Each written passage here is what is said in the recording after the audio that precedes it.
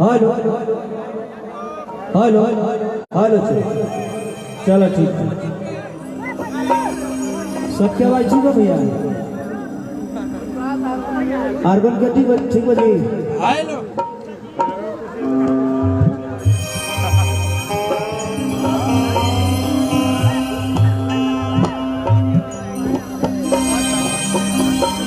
चलिए आई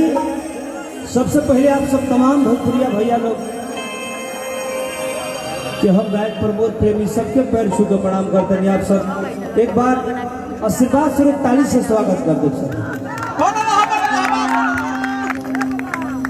चलिए आज ही अपन घरे कार्यक्रम बा और गावे के मूड में तो हम ना रहने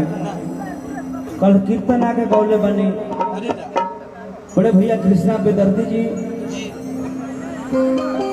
भाई हमारे भारत स्तर के गायक जेकर अगर झंडा लहरता खेसारी जी के गांव हो तेजा हम आइल बन तो चाहत कि आप सब जिसे भाई के प्यार दुलार दे दी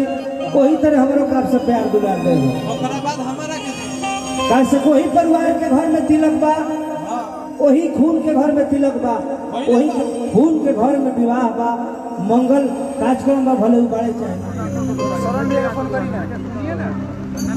बहुत गलत हो गई वतन डर लगा यार कैसे हो